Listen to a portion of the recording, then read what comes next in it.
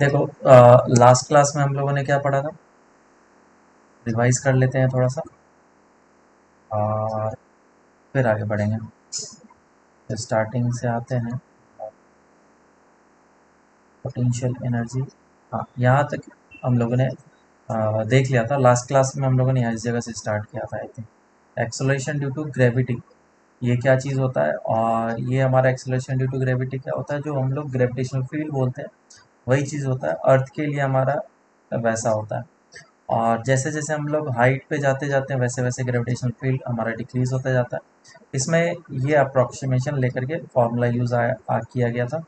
और ये जो फार्मूला है, ये फार्मूला विदाउट अप्रॉक्सीमेशन है। तो इस फार्मूले को याद रखेंगे। आगे फिर आए थे कि अगर डेप्थ में हम लोग जाते हैं, ग्रेविटेशनल फील्ड किस तरीके से चेंज होता है, तो डिक्रीज होता है। और वो किस फैशन में डिक्रीज होता है, उसके लिए फार्मूला हम लोगों ने देखा था, लेकिन इसमें कोई भी अप्रॉक्सीमेशन यूज़ नहीं किया गया था। अब रोटेशन ऑफ अर्थ के कारण से भी होता है, वो हम लोगों ने ये ढूंढ के निकाला था, जो कि उन्होंने सर्कुलर मोशन में भी देखा था। पोटेंशियल एनर्जी, उसके बाद बातें की तो सिस्टम का पोटेंशियल एनर्जी क्या होता है। जैसा फॉर्मूला हम लोग का इलेक्ट्रोस्टैट में होता है, सेम फॉर्मूला यहाँ पे भी होता है, लेकिन एक नेगेटिव साइन लगा करके हम लोग पोटेंशियल एनर्जी लिखते हैं। नेगेटिव इसलिए आता है क्योंकि ये अट्रैक्टिव फोर्सेस है। वहाँ पे क्या होते थे? अट्रैक्टिव रिपल्सिव दोनों होते थे। तो पॉजिटिव नेगेटिव दोनों आता था इलेक्ट्रोस्टैट में, लेकिन यहाँ पे सिर्फ और सिर्फ नेगेटिव आएगा, सिर्फ अट्रैक्टिव फोर्सेस है। और हम लोगों ने एज्यूम किया हुआ है कि पोटेंशियल जो इन्फिनिटी पे है वो कितना है? ज़ीरो। और फिर हम लोग वर्क पावर एनर्जी करते थे, तो उसमें बोलते थे कि किसी मास को अगर एच हाइट पे लेके जाते हैं तो mgh, उसमें पोटेंशियल एनर्जी आता है। तो उस चीज़ को हम लोगों ने यहाँ पे डिराइव किया था। फिर हम लोगों ने एक एच को लिया था कि लेट से ये एच काफ़ी ज़्यादा छोटा नहीं है। तो फिर हम लोग के पास ये फार्मूला निकल के आया था। वैसे फार्मूला याद करने की ज़रूरत नहीं है, बस इतना सा याद रखना कि चेंज इन पोटेंशियल एनर्जी जो है वो इतना होता है और इस तरीके से निकाला जाता है।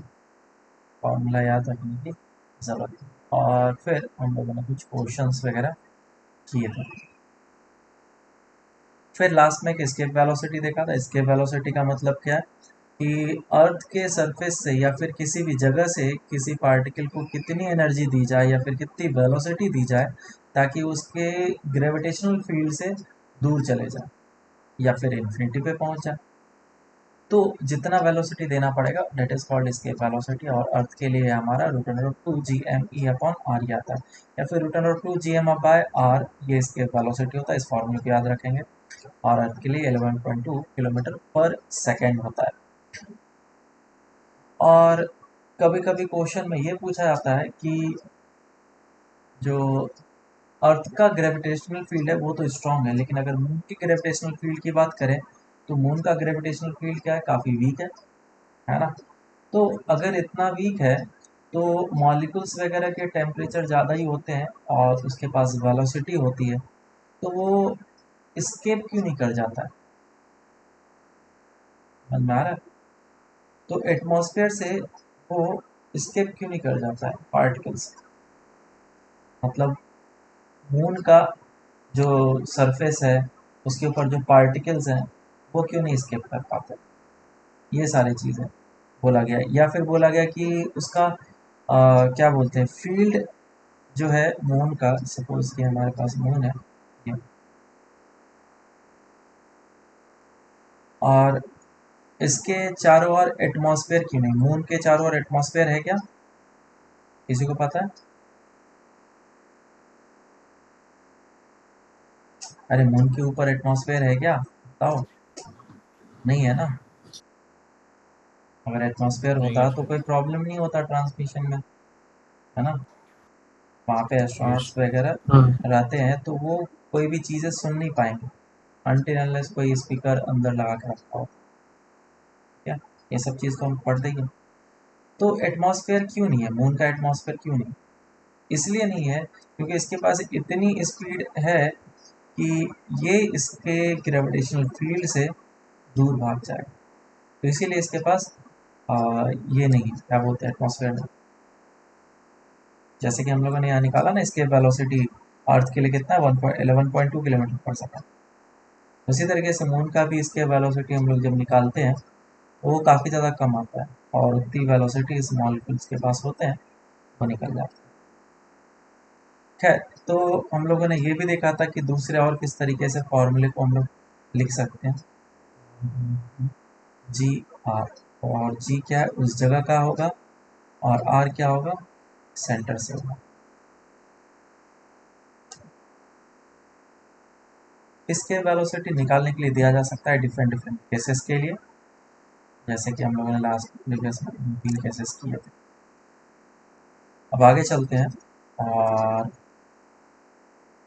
क्वेश्चन नहीं करते हैं, देखते हैं कि rotation of satellite around earth, rotation of around earth, earth के चारों ओर अगर कोई सैटेलाइट है जो कि रिवॉल्यूशन कर रही है, उसके पास कितनी स्पीड होती है, कितनी काइनेटिक एनर्जी होती है, पोटेंशियल एनर्जी होती है, वो सभी चीज़ हम लोग निकालेंगे। तो ये अर्थ है,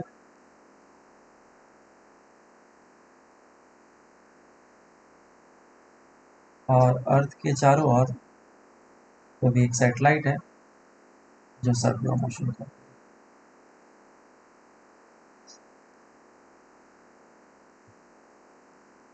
तो अगर ये सर्कुलर मोशन करेगी तो हम लोग बोल सकते हैं कि इसको सेंट्रिपिटल फोर्स कौन प्रोवाइड कर रहा होगा, बोलो। Gravitational field. हाँ। तो सेंट्रिपिटल फोर्स होता कितना है, मान लो इसका मास है स्मॉल है, and this is mass of earth and radius of earth, and let's say this is at height h, या फिर मैं ये रेडियस को ही स्मॉल आर बोल, ठीक है, बाद में हम एम लोग। B square by R. हाँ, तो सेंट्रिपिटल फोर्स कितना हो जाएगा, M B square by are,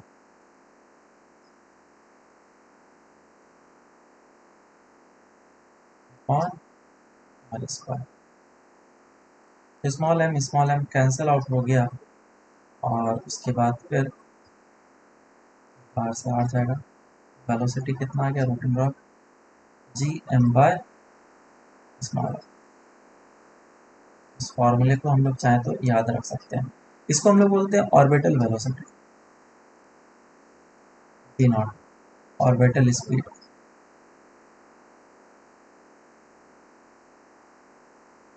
कोई भी सैटेलाइट कितनी वेलोसिटी से रोटेशन सर्कुलर मोशन करना चाहिए अर्थ के चारों ओर, ताकि वो उसी ऑर्बिट में आराम से रह पाए, उसके लिए हमारा स्पीड कितना निकल के आता है, root of ji M E divided by R, और आर को हम लोग क्या लिख सकते हैं, R is equal to radius of earth plus of H, जितने हाइट पे होगा हम लोग निकाल सकते हैं। ठीक है, दो तरह के सैटेलाइट्स होते हैं। सैटेलाइट्स क्या होते हैं, दो तरह के होते हैं, एक सैटेलाइट होता है जियो स्टेशनरी सैटेलाइट, और एक होता है पोलर सैटेलाइट, है ना। बताओ जियो स्टेशनरी सैटेलाइट किसको बोलते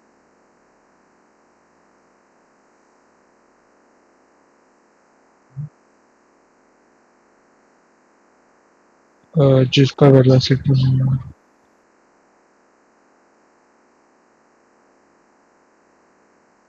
क्या होता है जियो स्टेशनरी सैटेलाइट,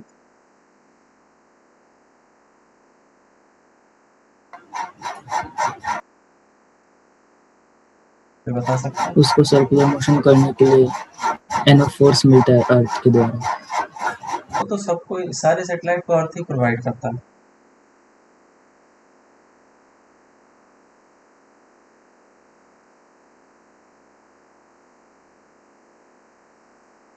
सोचो, नाम में ही इसके डेफिनेशन छुपे हो। वो इधर उधर मूव नहीं करता शायद, या फिर एक ही जगह का पूरा इमेज लेता है। जियो मतलब ज्योग्राफिक, स्टेशनरी मतलब पोजीशन, ज्योग्राफिक पोजीशन को जो फिक्स रखे सैटेलाइट, उसे हम लोग जियो स्टेशनरी सैटेलाइट बोलते हैं, ठीक है। मान लो कि ये हमारा इंडिया है और हमेशा मैं चाहता हूँ कि इंडिया को सैटेलाइट कवर करते रहे, तो हम लोग इतने दूर पे सैटेलाइट को रख देते हैं और ये सैटेलाइट क्या कर रहा है, इसके चारों ओर रिवॉल्यूशन कर रहा है। लेकिन अर्थ भी तो हमारा रिवॉल्यूशन कर रहा है, दिन और रात होते जा रहा है, ये ओमेगा से रोटेट कर रहा है, ये अर्थ का ओमेगा है। तो क्या इस सैटेलाइट को भी रोटेट करना चाहिए? बिल्कुल हाँ। अब सोचो अगर सैटेलाइट भी रोटेट कर रहा है और अर्थ भी रोटेट कर रहा है, सैटेलाइट का भी कुछ ओमेगा होगा? ऐसा तो नहीं है। बिल्कुल हाँ, सैटेलाइट का भी ओमेगा होगा और अर्थ का भी ओमेगा होगा। मैं चाहता हूँ कि वो सैटेलाइट हमेशा अर्थ के ऊपर ही रहे, तो क्या इस सैटेलाइट का ओमेगा और अर्थ का ओमेगा सेम हो? है कि नहीं? हाँ Yes, सर। sir. है ना? तो जियो स्टेशनरी सैटेलाइट ऐसे सैटेलाइट होते हैं जो किसी एक पर्टिकुलर लोकेशन को फिक्स करके रखते हैं, या फिर दूसरा डेफिनेशन बोल सकते हैं, जियो स्टेशनरी सैटेलाइट ऐसे सैटेलाइट होते हैं जिसका टाइम पीरियड 24 आवर होता है। ये भी बात सही है ना? ऐसे सैटेलाइट जिसका ओमेगा अर्थ के ओमेगा के बराबर हो, वैसे सैटेलाइट को हम लोग जियो स्टेशनरी सैटेलाइट। ठीक है, अब हम लोग देखते हैं कि अर्थ का ओमेगा कितना होगा। कोई बता सकता है अर्थ का ओमेगा? हाँ सर, 24 आवर्स में 1 रेवोल्यूशन। हाँ, ये हम लोगों ने सर्कुलर मोशन में निकाला हुआ है। 2 पाई बाई टी होता है, capital T, which is 2 pi by 24 our into 60 into 60, है ना? इतना हो जाएगा। हाँ सर। तो क्या इस सैटेलाइट का भी सेम ओमेगा हो? बिल्कुल। तो ओमेगा की निकलता है कैसे? v is equal to omega R से। v naught is equal to omega naught into R. v naught हम लोगों ने इधर से निकाला हुआ, इसके वैल्यू को पुट कर लेता हूँ। Root under of ji M by R is equal to omega naught और ये दोनों सेम है। मैं यहाँ पे वैल्यूज पुट कर लूँगा। It is 2 pi 24 into 60 into R, और इधर से मेरा ओमेगा कितना आ जाएगा? Omega naught will be equal to root number of ji M E divided by R cube. सही है ना? मैंने वैल्यूज पुट कर लिया, ऊपर नहीं करना था, इस वैल्यू को पुट कर लिया मैंने। हाँ, बराबर। तो ये ओमेगा नॉट आ गया। अब तुम मुझे बताओ, क्या ओमेगा नॉट ओमेगा ई के बराबर होगा, जिसका वैल्यू हमारा फिक्स्ड है 2 पाई 24 इंटू 60 बिल्कुल हाँ, दिस इज कांस्टेंट। क्या जी का वैल्यू कांस्टेंट है? बिल्कुल हाँ। क्या मास ऑफ अर्थ का वैल्यू कांस्टेंट है? बिल्कुल हाँ। तो ये सभी वैल्यू कांस्टेंट अगर हो गए हैं, तो क्या आर का भी वैल्यू कांस्टेंट होगा? हाँ है ना? जैसे y is equal to M X plus C, मैंने बोल दिया ये c कांस्टेंट और m कांस्टेंट, और मैं अगर y को कांस्टेंट कर दूं तो x का भी वैल्यू कांस्टेंट होता है।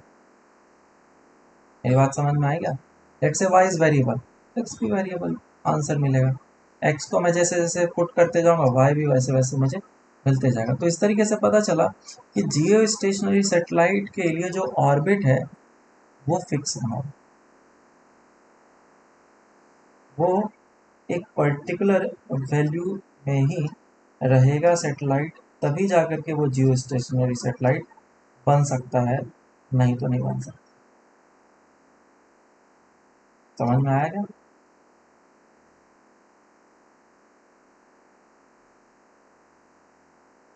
बोलो।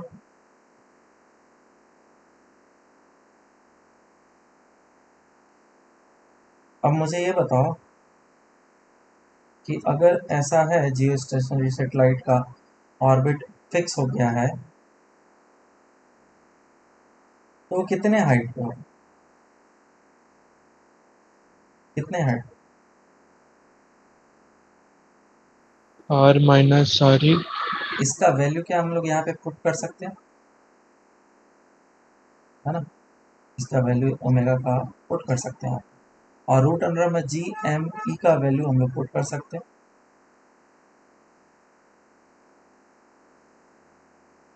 तो मुझे आर का वैल्यू निकल के आ जाएगा, और आर का वैल्यू निकल के आ गया, तो आर होता क्या है, R E plus of H. तो ये जो एच निकल करके आता है वो हमारा 36,000 किलोमीटर, लगभग लगभग अप्रॉक्सीमेटली 36,000 किलोमीटर निकलता है। समझ में आया क्या?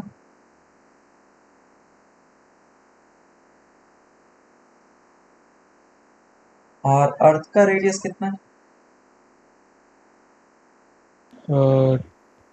13,000 या 12,000। लगभग लगभग 6,400 किलोमीटर, लगभग लगभग 6,400 किलोमीटर। तो अगर अर्थ इतना सा है तो सैटेलाइट कितना दूर है पता है तुम्हें, कितने टाइम से ये, कितने टाइम से? 5 पॉइंट समथिंग 5 टाइम टाइम्स से क्या? और 6 अप्रोक्स। पहले तो पॉइंट में ही देख लो कितना है,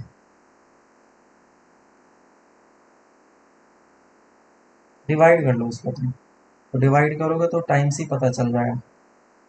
36,000 है ना, और उसमें कितना है, 00।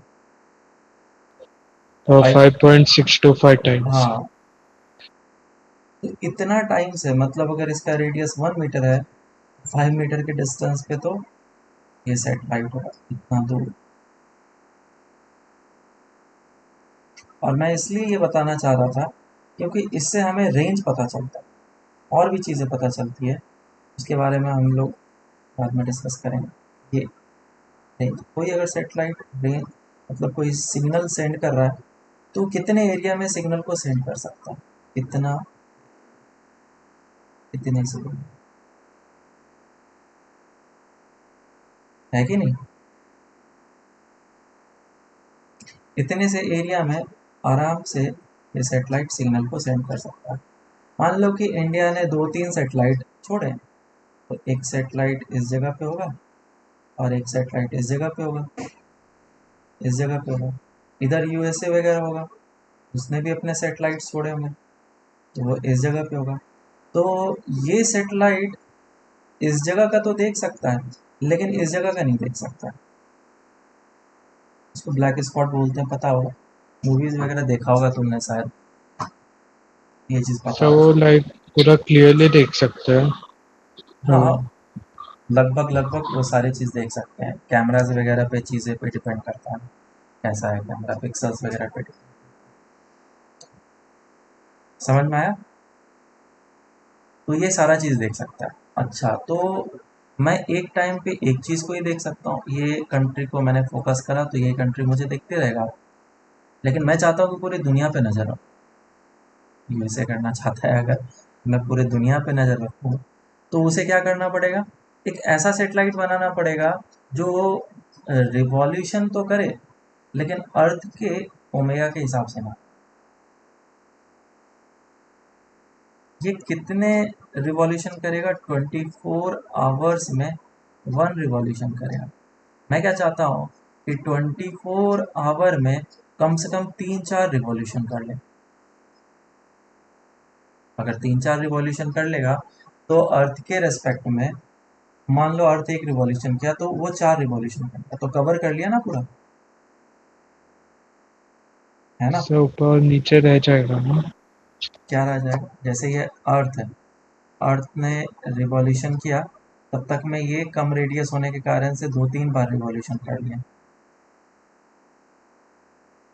रेडियस कम दिया है नहीं मैंने। वो नॉर्थ और साउथ पोल वो रह जाएगा ना। हाँ, अभी उसके बारे में हम लोग डिस्कस ही नहीं किए, ठीक है, वो चीज़ अभी हम लोग डिस्कस नहीं किए। तो ऐसे सैटेलाइट हमारे जियो स्टेशनरी सैटेलाइट नहीं है, ये सिर्फ सैटेलाइट है, जो कि ऑर्बिट तो कर रहे हैं लेकिन सिर्फ सैटेलाइट। चलो ठीक है। अब जैसा कि तुमने बताया कि ये जो छोटा सा पोर्शन है ये ऊपर वाला बच जाएगा, ध्यान से देखो, ये वाला पोर्शन बच जाएगा, ये नॉर्थ पोल एंड साउथ, क्योंकि जियो स्टेशनरी सैटेलाइट तो ऐसे ही बनाओगे, है ना। और तुम बोलोगे क्या सैटेलाइट को मैं ऐसे बना सकता हूँ, बोलो ऐसे सैटेलाइट बनाया जा सकता है या नहीं बनाया जा सकता।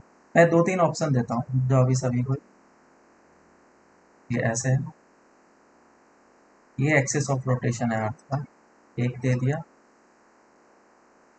और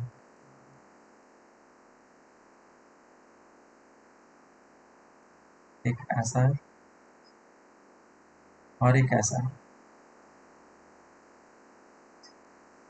मैं सबके नाम देता हूँ, first, second, third and fourth. तो इतने सारे सैटेलाइट्स हैं, तुम मुझे बताओ कौन कौन से सैटेलाइट्स पॉसिबल हैं, कौन कौन से सैटेलाइट्स पॉसिबल नहीं है। जो एक्सिस ऑफ रोटेशन है अर्थ का वो ये है, बताओ मुझे, क्या फर्स्ट पॉसिबल है क्या? हाँ है, बिल्कुल सही है। हाँ, सेकंड पॉसिबल है क्या? सेकंड हो हाँ सकता है सर। क्या? सोच के बताओ।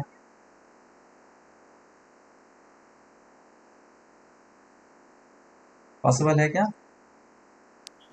हाँ सर। नहीं। सेकंड पॉसिबल है। थर्ड पॉसिबल है क्या? No sir. नहीं। ये पॉसिबल नहीं, क्यों नहीं पॉसिबल है?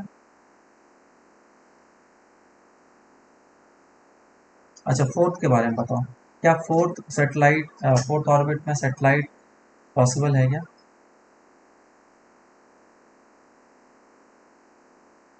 हाँ, हाँ, हाँ सर। फोर्थ ऑर्बिट में सैटेलाइट पॉसिबल है क्या? बिल्कुल। तो ये जो फर्स्ट वाला ऑर्बिट है, इस ऑर्बिट को हम लोग क्या बोलते हैं, जियो स्टेशनरी सैटेलाइट। और अगर कोई भी फोर्थ वाले ऑर्बिट में रहा तो इसे हम लोग बोलते हैं पोलर सैटेलाइट, ठीक है क्या, इसे हम लोग बोलते हैं पोलर सैटेलाइट। और थर्ड वाला सैटेलाइट क्यों पॉसिबल नहीं है, कोई पता है? वो लाइक सेंटर के अराउंड से रिवॉल्व नहीं कर रहा है। तो प्रॉब्लम क्या हुआ?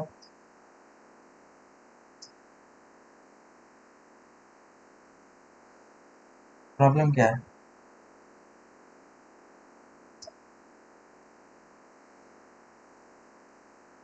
हम्म?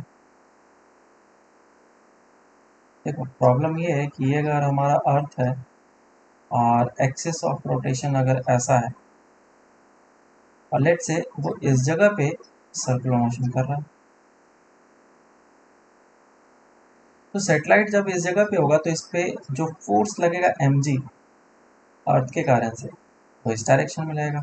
और ये रिवॉल्यूशन किस रेडियस में कर रहा है, इस वाले रेडियस में। क्या सेंट्रिपिटल फोर्स इस डायरेक्शन में होना चाहिए था, और क्या ग्रेविटेशनल फोर्स इस डायरेक्शन में लग रहा है? ग्रेविटेशनल फोर्स का दो कंपोनेंट है, एक इधर और एक इधर। ये वाला तो सेंट्रिपिटल फोर्स मिल जाएगा, लेकिन ये जो फोर्स होगा एफ जी का, मान लो ये theta, F G sine theta, तो ये इस सैटेलाइट को नीचे खींचेगा, है ना। तो ये सैटेलाइट अच्छे तरीके से स्टेबल फॉर्म में रह नहीं पाएगा, ऐसे करके नीचे जाने लगेगा, फिर ऐसे भी पड़ जाएगा, फिर नीचे जाएगा, कैसा भी मोशन हो सकता है, बराबर। तो ये सैटेलाइट इसीलिए पॉसिबल नहीं है हमारा।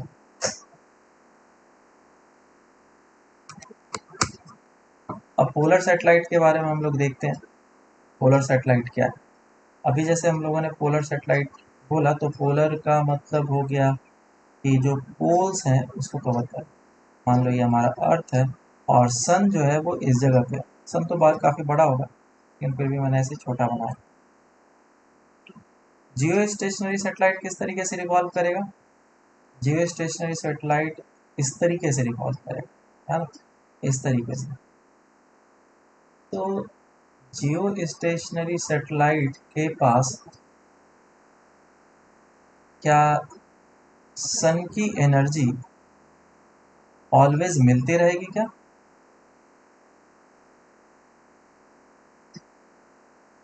हम्म?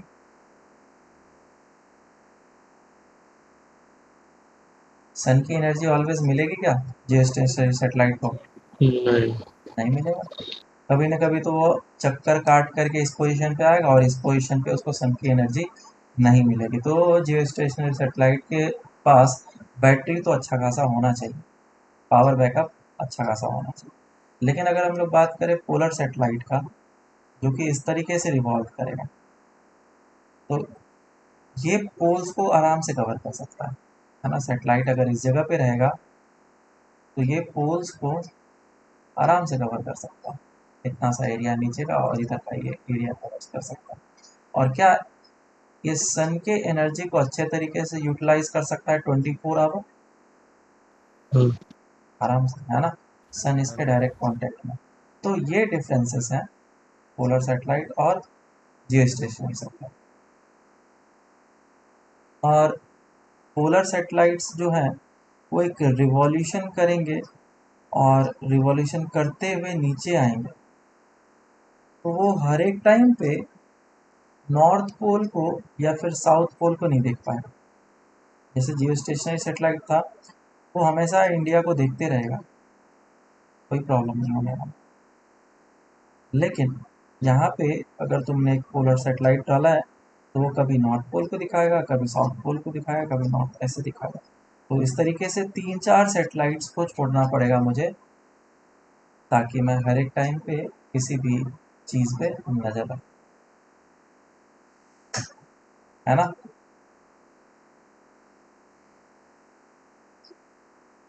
ठीक है। और इसमें कुछ चीज़ें और है, कभी कभी इसका ग्राफ बनाया जाता है। जैसा कि अभी हम लोगों ने ओमेगा निकाला था, omega of Jio stationery satellite, या फिर किसी भी सेटेलाइट के लिए ओमेगा क्या होगा, वेलोसिटी क्या होगा, orbital velocity root under of G M by R. Omega कितना हो जाएगा, root under of ji M by R cube. तो टाइम पीरियड कितना आ जाएगा, pi by omega is equal to 2 pi root under of R cube by G M. इसे याद रखना है, किसी भी सेटेलाइट का टाइम पीरियड कितना होता है, 2 pi root under of R cube by G M, where R is the distance from the centre.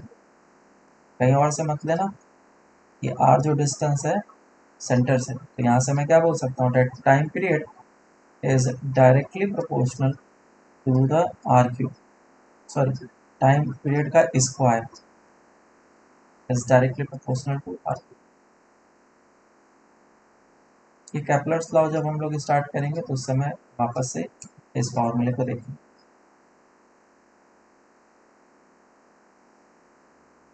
अब इस फॉर्मूले में हम लोग ऐसा करते हैं कि लॉग ले लेते हैं, दोनों साइड लॉग में यूज़ कर देता हूँ। तो कितना हो जाएगा, पहले तो T square is equal to 4 pi square R cube by G M.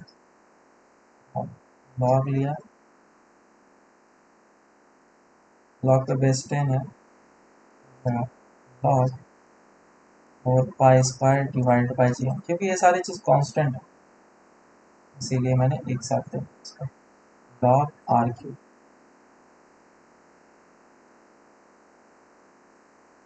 और फिर इधर से आ जाएगा T log T plus 10 and log 4 pi square divided by G M plus of log 3 log are.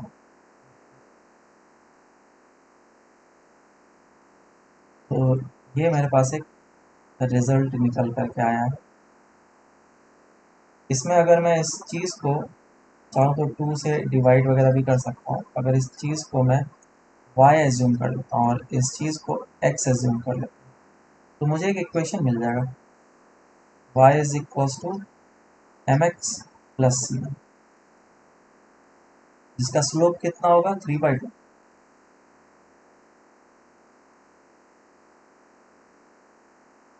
आया ना। और सी कितना होगा 1/2 log 4 pi square ji.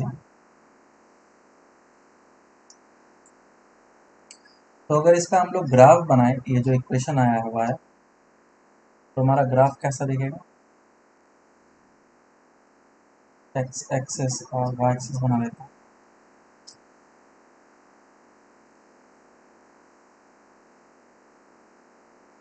Graph will be straight line, और इसका जो सी वैल्यू है वो ये है passing through the Y axis not origin, जिसमें कि ये वैल्यू, ये इस तरीके से हम लोग दे सकते हैं। और इसका जो स्लोप है वो फिक्स है, दैट इज 3/2। तो दूसरे पर्पस के लिए यूज़ किया जाता है, ये लॉग मैं आर ले लेता हूँ, लॉग आर है, और ये लॉग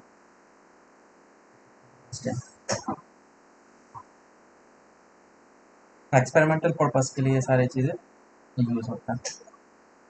चलो अब आगे हम लोग निकाल लेते हैं कि पोटेंशियल एनर्जी और काइनेटिक एनर्जी कितना होगा अगर कोई भी सैटेलाइट ऑर्बिट में होगा। तो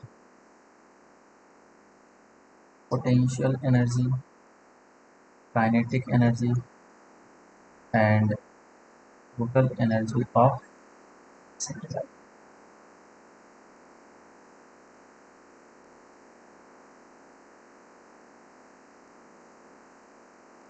इस चीज़ को हम लोग बहुत आसानी से निकाल सकते हैं, मैं चाहो तो तुम लोग भी निकाल सकते हो। ये अर्थ है और ये इस तरीके से कोई भी सैटेलाइट रिवॉल्यूशन कर रहा है। कोई सा भी प्लेनेट हो सकता है, ज़रूरी नहीं कि अर्थ हो, कोई सा भी प्लेनेट हो सकता है। इसकी वेलोसिटी जो है आगे की डायरेक्शन में वो v नॉट है, और सेंटर से जो डिस्टेंस है वो r है। तो बताओ कितना होगा इसका kinetic energy, half m B square. Let's say this mass is small है, mass of earth half m v naught square. तो ऑर्बिटल स्पीड कितना है, v naught is equal to root under of G M by r. Values को put कर लेता हूँ।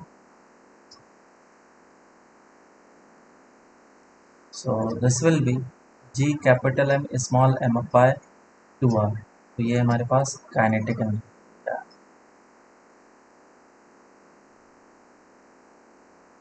Potential energy देख लेते हैं। पोटेंशियल एनर्जी कितना होता है, minus of G m1 m2 by R.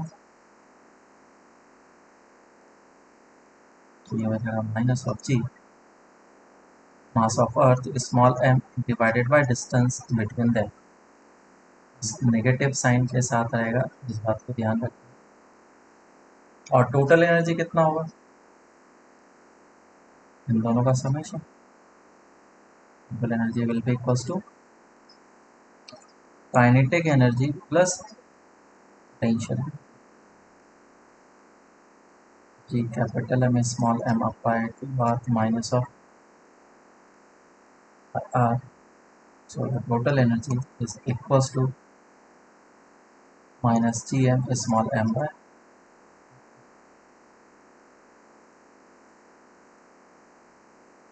तो इस जगह से एक रिलेशन आता है, और इस रिलेशन को चाहे तो हम लोग याद रख सकते हैं डेट टोटल एनर्जी का जो मैग्नीट्यूड है वो काइनेटिक एनर्जी के मैग्नीट्यूड के बराबर होता है, और पोटेंशियल एनर्जी के मैग्नीट्यूड का आधा होता है। क्या केमिस्ट्री में ये चीज़ पढ़ा हाँ सर। है ना। इलेक्ट्रॉन के लिए भी तुम लोगों ने ये चीज़ें देखा होगा, टोटल एनर्जी, काइनेटिक एनर्जी और पोटेंशियल एनर्जी में सेम काइंड ऑफ रिलेशन जो है वो इस जगह पे भी होता है। ये देख लिया हम लोगों ने।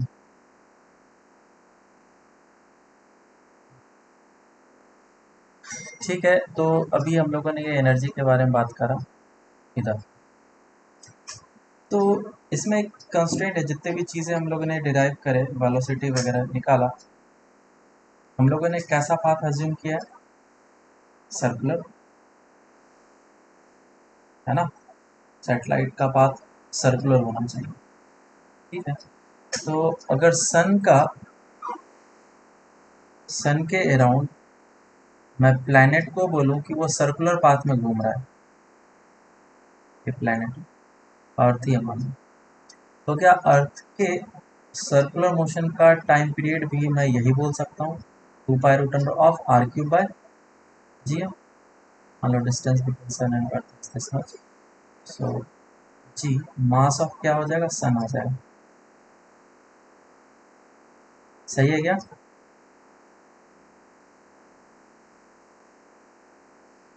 तो इसमें जो प्लैनेट है, प्लैनेट का मोशन हम लोगों ने कैसा एज्यूम किया है, यूनिफॉर्म सर्कुलर मोशन। क्या ज़रूरी है कि हर एक प्लैनेट हमारा सर्कुलर मोशन इलिप्टिकल भी कर सकता है? और करता ही है ना। बोलो हेलो,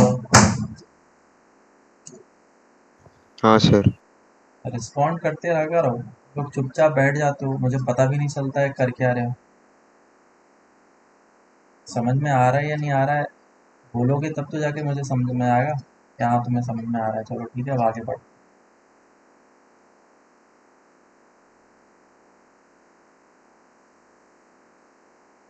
ठीक है, तो लेट्स से कि पाथ जो है अब इलिप्टिकल है। ये सब सिलेबस में इंक्लूडेड नहीं है, लेकिन फिर भी मैं एक्स्ट्रा में पढ़ा रहा हूँ क्योंकि एडवांस लेवल के क्वेश्चन यही सब आते हैं। हमें लगेगा कि ये नॉर्मल चीज़ें चल रहा है, ये नॉर्मल नहीं है, ये अभी जो मैं पढ़ाऊँगा वो एडवांस होगा। तो इसमें थोड़ा तुम्हारा कंसंट्रेशन चाहिए। कुछ नहीं समझ में आता है कभी तुम्हें तो पूछा करो कि हाँ सर ये चीज़ नहीं समझ में आया, मुझे बता दीजिए। सिर्फ मैं ही बोलते जाता हूँ, तुम्हारी तरफ से कोई रिस्पॉन्स ही नहीं आता है। बस एक दो को छोड़ करके उसके बाद तो कुछ रिस्पॉन्स ही नहीं आता है। सर ये टाइम पीरियड कैसे आया? क्या बोल रहे हो? टाइम पीरियड कैसे आया? ये टाइम पीरियड ऊपर से लेकर के आया मैंने, ऊपर सेटेलाइट के लिए टाइम पीरियड निकाला था, हाँ है ना। तो सेटेलाइट क्या हाँ चीज़ है? सर। वही चीज़ है, सिस्टम तो वही सेम क्रिएट हो रहा है ना, बस यहाँ पे मास किसका था, अर्थ का मास था। जिसके अराउंड सर्कुलर मोशन करता है उसका मास हम लोग लेते हैं। उसी तरीके से सेम एनालॉजी में हम लोगों ने यहाँ पे कि सन एंड अर्थ सिस्टम के लिए लगा दिया,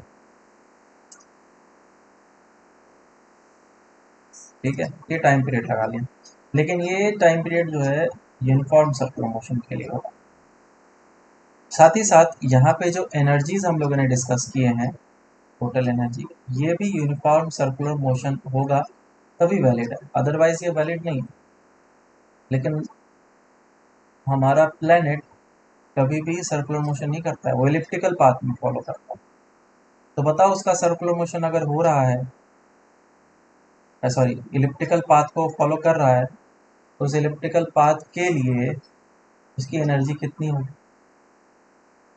दो तरह के पॉइंट्स होते हैं, पेरिजी अपोची सुना है? हाँ सर। क्या होता है? उनमें से कोई एक वो फार्दर पॉइंट होता है और एक कोई नियर है, शायद अपोजी फार्दर। पेरिजी होता है नियरेस्ट, है ना।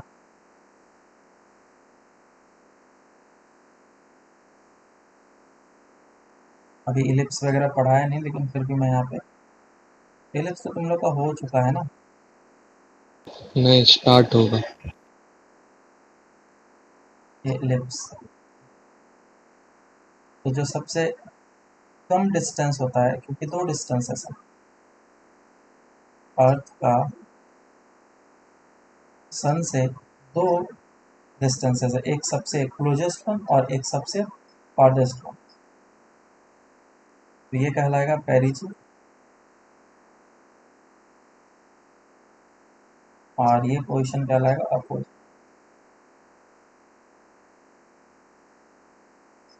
ठीक है। तो ये डिस्टेंस हमारा कुछ और होगा और ये डिस्टेंस हमारा कुछ और होगा। इसको मैं R1 बोलूँगा तो ये होगा हमारा होगा R2 होगा, बराबर। ये R1 और R2 होगा। तो R1 हमारा अलग है, R2 हमारा अलग है, तो यहाँ पे जो वेलोसिटीज़ हैं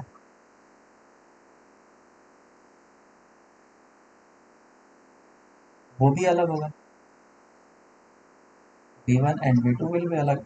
इवन जो हर एक जगह पे पॉइंट पे वेलोसिटी होगा वो भी डिफरेंट होगा।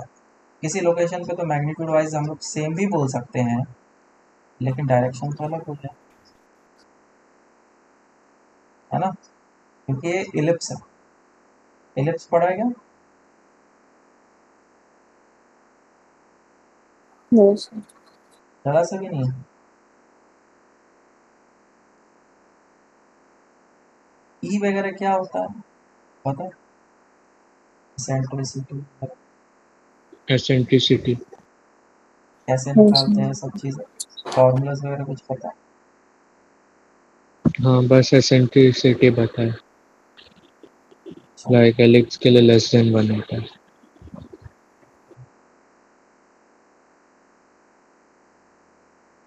ठीक है। ऐसा करता हूँ कि मैं ये चीज़ें लास्ट में कराता हूँ। बस इतना सा बता दिया ना। हाँ, ये पेरिजी अपोजी होता है और इनके वेलोसिटीज़ में क्या रिलेशन है वो मुझे बताओ। कैसे निकालेंगे ये वेलोसिटी? v1 और v2 में क्या रिलेशन है? क्या एनर्जी कंजर्व रहेगा ऑलवेज, है ना? टोटल हाँ एनर्जी जी। क्या होता है? Potential energy plus kinetic energy. तो कभी काइनेटिक एनर्जी बढ़ा तो पोटेंशियल एनर्जी घटेगा। जैसे कि हमारा पोजीशन 1, यहाँ पे पोटेंशियल एनर्जी क्या है? कम, लेकिन काइनेटिक एनर्जी क्या है? ज़्यादा। और पोजीशन 2 पे क्या होगा? काइनेटिक एनर्जी क्या है? कम, और पोटेंशियल एनर्जी ज़्यादा। तो total energy will remain constant but this में वेरी, पोटेंशियल एनर्जी। तो V1 और V2 में किस तरीके से रिलेशन होगा और होगा क्या?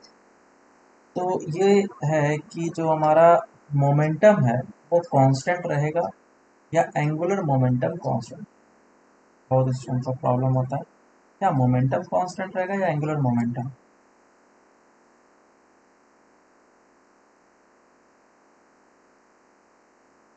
ये बता सकता है क्या कांस्टेंट रहेगा?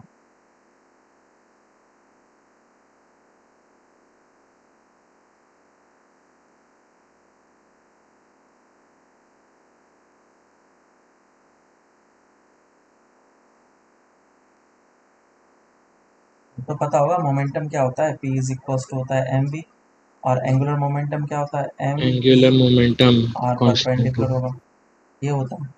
और कंडीशन क्या होता है? सिंपल शब्दों में मोमेंटम तभी कांस्टेंट रहेगा जब उस पे नेट फोर्स ज़ीरो हो, और एंगुलर मोमेंटम तभी कांस्टेंट रहेगा जब उस पे नेट टॉर्क ज़ीरो। इस चीज़ को हमेशा याद रखना।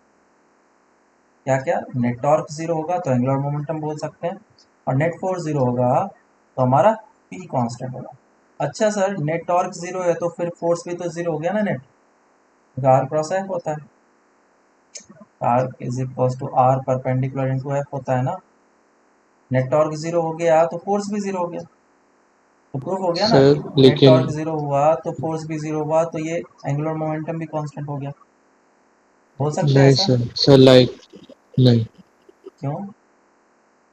आर और एफ सेम डायरेक्शन में रहे तो टॉर्क जीरो होगा लेकिन फोर्स नहीं। अब यहाँ पे टॉर्क का डेफिनेशन हमें समझना पड़ेगा। आर क्रॉस एफ होता है, मतलब R F sine theta. Torque zero है, इसका मतलब ये नहीं है कि फोर्स भी जीरो हो जाए, हो सकता है साइन थीटा जीरो हो जाए, है ना, ये भी हो सकता है। तो हम लोग इतना कंक्लूड कर सकते हैं कि एक्सटर्नल टॉर्क अगर ज़ीरो है तो एल कांस्टेंट है, और पी के बारे में नो कमेंट्स। और अगर नेट फोर्स ज़ीरो है तो हमारा P कंजर्व रहेगा, लेकिन L के बारे में नो कमेंट्स, कुछ नहीं बोल सकते। ऐसा मत समझना कि सर नेट फोर्स तो देखो जीरो हो गया तो टॉर्क तो वैसे भी नहीं आना है, ऐसा होगा क्या? फिर से ऐसा होगा। मान लो कि ये रॉड है, आरबीडी में चले जा रहे हैं, सेम फोर्स लग रहा है, लेकिन इस एक्सिस के अबाउट ये रोटेशन कर सकता है। क्या नेट टॉर्क जीरो है क्या? नहीं। नेट फोर्स जीरो है? बिल्कुल है। समझ में आया क्या? मान लो हिंज नहीं किया हुआ है, तुम बोलोगे सर हिंज फोर्स भी तो लग रहा है, हिंज नहीं किया हुआ, टॉर्क तो भी लग रहा है। ठीक है, तो यहाँ पे हमने जो लिखा कि P is constant, L is constant, तो अभी जो हमारा प्लेनेट का मोशन हो रहा है इलिप्टिकल, मान लो ये सन है और अब मैं टॉप व्यू बना रहा हूँ, असाइलेक्स मोशन करेगा अच्छा इस तरीके से। तो इस वाले में क्या होगा, एंगुलर मोमेंटम कांस्टेंट रहेगा, ये v1 और ये v2। अच्छा नेट फोर्स तो जीरो है ना, देखो इस पे एक सेंट्रीफ्यूगल फोर्स लगेगा इस डायरेक्शन में और एक ग्रेविटेशनल फोर्स इस डायरेक्शन में लग रहा है, तो नेट फोर्स तो जीरो हुआ ना। हम्म, कैसे बोल रहे हैं नेट फोर्स जीरो नहीं? कोई बताओ।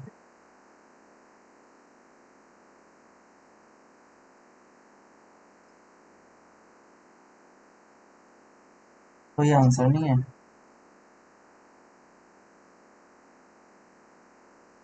हम्म,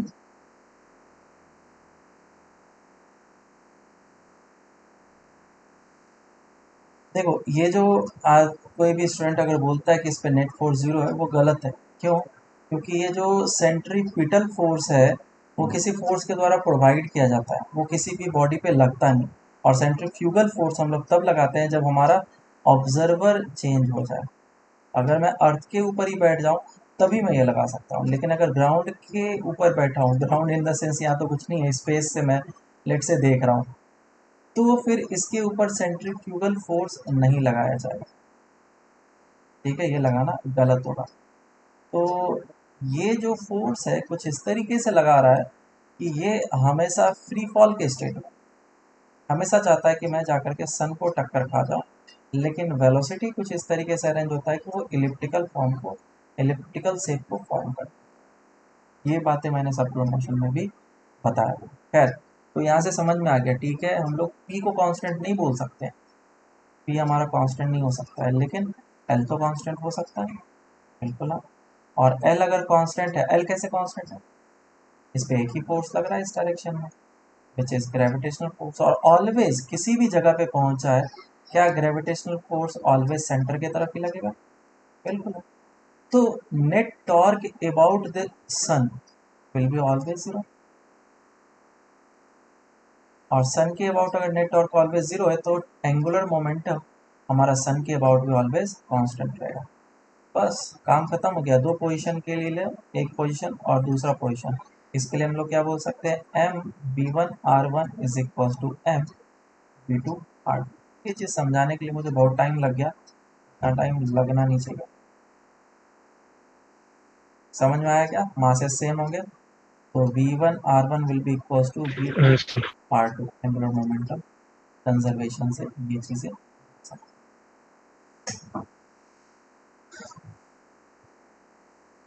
और भी चीज़ें अभी हम लोग आगे जा कर के पढ़ेंगे, इसमें एनर्जीज वगैरह के बारे में नहीं बताया, मैं लास्ट में बताऊंगा।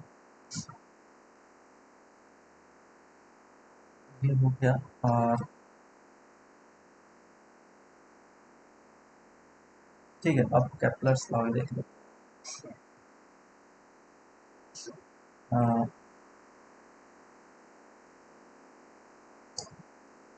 बताओ क्या है सर एक केपलर्स लॉ? डाउट था हाँ बोलो। सर, लाइक वो कोई भी प्लेनेट या स्टार एक दूसरे के ऑर्बिट में मतलब रिवॉल्व करते, वो तो समझ में आ जाता है, बट वो खुद के अबाउट क्यों रोटेट करते हैं? क्या मतलब खुद के अबाउट? लाइक मून खुद के अबाउट रोटेट करता है, अर्थ भी रोटेट करता है, सन भी रोटेट करता है। अच्छा, ये इस तरीके से है ना। हाँ। इसके बारे में देखो आंसर देना काफ़ी ज़्यादा डिफ़िकल्ट है, क्योंकि ऐसा बोला जाता है कि ये जो एंगुलर मोमेंटम है उसने स्टार्टिंग से गेन कर लिया है। जिस समय सिंगुलरिटी था उस समय इसका एक्सपांसन हुआ। बिग बैंग थ्योरी को हम लोग ज़्यादा प्रेफर करते हैं अभी टाइम पे। तो मासेस जब इस तरफ उस तरफ बिखरे तो उसी समय ये रोटेशन करते हुए भी बिखरे, और ये रोटेशन इसमें रह गया, और वो रोटेशन कंटिन्यू रहा, वो ख़त्म नहीं हो रहा है ना। जैसे मून को हम लोग देखेंगे हाँ। तो मून का रोटेशन नहीं होता है। मून का किसने बोला रोटेशन? अर्थ का अपने एक्सिस के अबाउट रोटेशन होता है, मून का अपने एक्सिस के अबाउट रोटेशन नहीं होता है। कभी तुमने नोटिस किया कि मून का मुझे एक ही फेस दिखता है? ऐसा वो एनाकोंडा वाला फेस होता है ना, क्या नाम है तो उस टाइप का मून, हाँ। हाँ मून पे देखोगे तुम दाग लगा होता है ना। वो ऐसा लगता है कि वो क्या, वो डायनासोर के जैसा है, फेस बनता है, वैसा फेस होता है, और हमेशा एक ही साइड दिखता है। अगर ये अपने एक्सिस के अबाउट रोटेट होता तो 5-6 घंटे में हमें दूसरा फेस दिखता है कि नहीं। लेकिन दूसरा फेस नहीं दिखता, क्यों? और मैं भी फेस टू फेस होता सामने तो इसको और अच्छे तरीके से एक्सप्लेन कर पाता किस तरीके से क्या हो रहा है। वो इसलिए क्योंकि इसका एंगुलर मोमेंटम फिक्स हो चुका है, और एंगुलर मोमेंटम चेंज नहीं हो सकता है। आरबीडी में और अच्छे तरीके से समझ में आता है। तो ये एक्सिस के अबाउट तो रोटेट होगा ही होगा, लेकिन जैसे जैसे ये रोटेट होते जाएगा वैसे वैसे इसका फेस ऑलवेज इस तरफ ही रहेगा। ये यहाँ पे भी आ जाए तो भी हम्म। इसका फेस भी ऐसे ही रहेगा, ऐसे ही रहेगा, irrespective of rotation of earth. अगर हमारा अर्थ रोटेशन नहीं भी कर रहा होता तो भी हम लोग मून का दूसरा साइड नहीं देख पाते। ठीक है, मान लो कि स्टेशनरी अर्थ, लेकिन क्योंकि इसका एंगुलर मोमेंटम फिक्स हो चुका है मून का, तो मुझे सिर्फ उसका फ्रंट साइड ही दिखेगा, बैक साइड कभी नहीं दिख सकता, क्योंकि ये अपने एक्सिस के अबाउट रोटेशन नहीं कर रहा है, अर्थ कर रहा है। ओके। ठीक है, और ये सर सन रोटेट करता है क्या? सन के बारे में नहीं बोल सकता, मैंने ऐसा कभी पढ़ा तो नहीं कि सन रोटेट करता है कि नहीं करता है। उसका मतलब खुद का मूवमेंट तो है, तो गैलेक्सीज वगैरह तो सर वो एक दूसरे प्लैनेट के अबाउट, सन सन के अबाउट, स्टार्स के अबाउट तो करते हैं रोटेशन, लेकिन अपने एक्सिस के अबाउट करते हैं कि नहीं वो मुझे पता नहीं। और इसमें एक और चीज़ है, ये जो चीज़ है एंगुलर मोमेंटम के कारण से ऐसा तो आया ही आया, साथ ही साथ ये भी तुमने देखा होगा कि बहुत सारे प्लैनेट जो हैं सन के चारों ओर रिवॉल्यूशन एक ही डायरेक्शन में करते हैं, सभी इसी डायरेक्शन में करते हैं।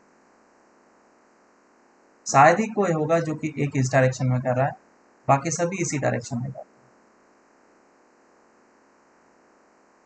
है ना।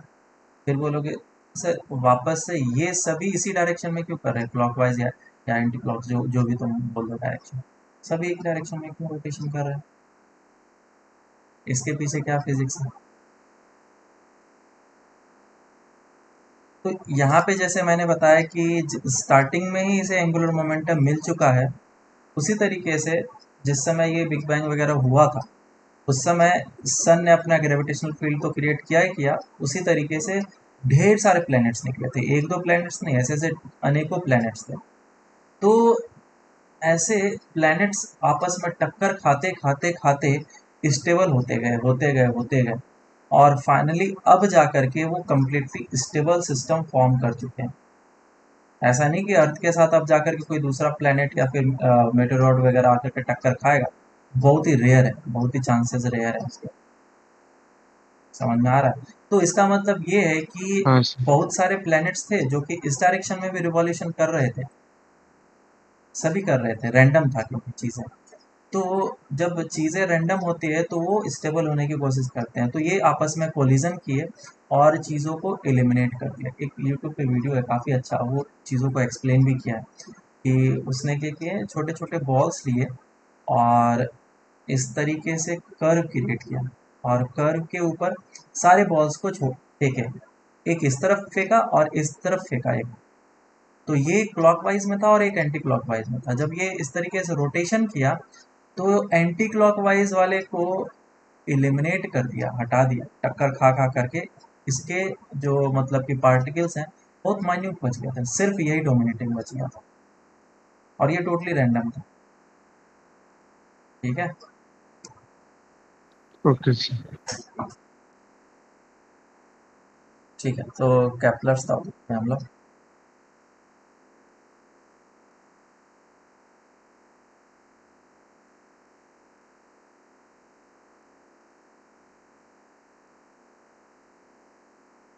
तो कैप्लर्स ने टोटल 3 लॉज दिए थे और उस समय मतलब इतना ज़्यादा एडवांस नहीं हुआ था सिस्टम कि हम लोग हर एक चीज़ को अभी तो टेलीस्कोप वगैरह है, लोग बहुत ही अच्छे तरीके से देख पाते हैं चीज़ों को।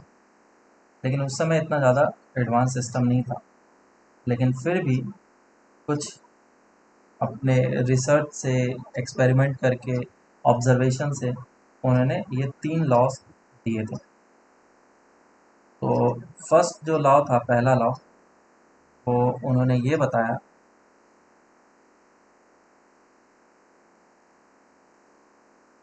कि कोई भी प्लेनेट जो है वो सन के अराउंड या तो सर्कुलर मोशन करेगा और या फिर सन के अबाउट एलिप्टिकल मोशन करेगा। ये 2 तरह के मोशंस पॉसिबल है ना। कैप्लर्स लॉ किसके लिए? प्लेनेट के लिए दिया गया, ठीक है, किसी और चीज़ के लिए नहीं है, सेटेलाइट के लिए नहीं बोला गया। लेकिन हम लोग सेटेलाइट के लिए लगा लेते हैं, ये चीज़ें फोर्सेस वगैरह वैसा ही लग रहा है, मासेस की बस डिफरेंस है। तो ये प्लेनेट, हाँ ये प्लेनेट, तो ये सन है। तो कोई भी प्लेनेट जो है, ये इसको मैं सेंटेंस में बोल देता हूँ कि all the planets are revolving around the sun in a circular orbit keeping the sun at its center or in elliptical orbit keeping the sun at one of its focus। ठीक है, इसमें क्या होगा? keeping sun at one of its focus, और इसमें क्या होगा? keeping sun at the center of the circle, focus of ellipse। दो फोकस होता है, तुम लोग को पता है ना, एक फोकस ये होता है, एक फोकस ये होता है, 2 पॉइंट्स होता है। हाँ सर।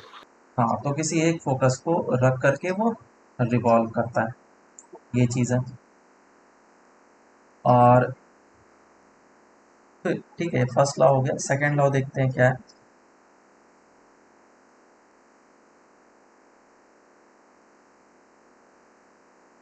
सेकंड लॉ क्या है? सेकंड लॉ बताया गया कि एरियल वेलोसिटी जो है प्लैनेट का वो कांस्टेंट होता है। एरियल वेलोसिटी होता क्या है उसको हम लोग समझते हैं। नॉर्मल वेलोसिटी तो जानते ही हैं, एरियल वेलोसिटी को हम लोग इस तरीके से डिफाइन करते हैं, दैट इज dA/dt, जबकि एरिया डिवाइडेड बाय टाइम। समझते हैं बात? ये area divide by time areal velocity कैसे कहलाता है।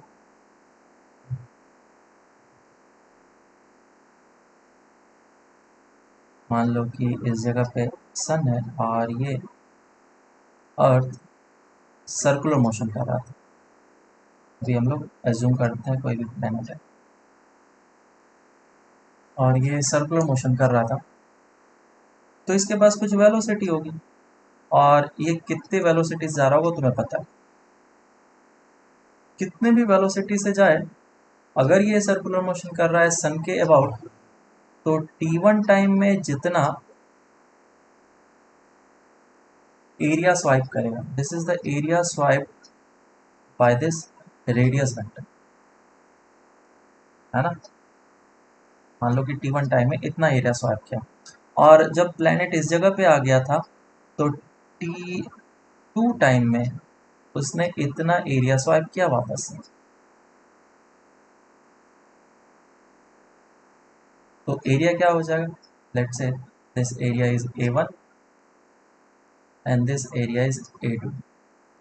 तो केपलर्स लॉ बोला गया, सेकेंड लॉ में ये बोला गया कि अगर T1 और T2 सेम है तो जो एरिया स्वाइप किया जाएगा that will also be same, then A1 and A2 will also be. ये एरियल वेलोसिटी सर मतलब कहलाता यूनिफॉर्म सर्कुलर मोशन था ना है। इनडायरेक्टली। हाँ, इनडायरेक्टली अगर बोला जाए तो यूनिफॉर्म सर्कुलर मोशन है, लेकिन ये बात सिर्फ सर्कुलर मोशन के लिए भी नहीं है, ये बात इवन इलिप्टिकल पाथ के लिए भी, इलिप्टिकल मोशन के लिए। कि मान लो ये कोई भी इलिप्स है, कोई भी प्लैनेट इलिप्टिकल पाथ को फॉलो कर रहा है और सन इस जगह पे इसे फोकस में, और अभी अर्थ या फिर प्लैनेट इस जगह पे है और T1 टाइम में इसने इतना सा एरिया स्वाइप किया, T1 टाइम में इतना सा एरिया स्वाइप किया, और T2 टाइम में जो प्लैनेट है वो इतना सा एरिया स्वाइप किया।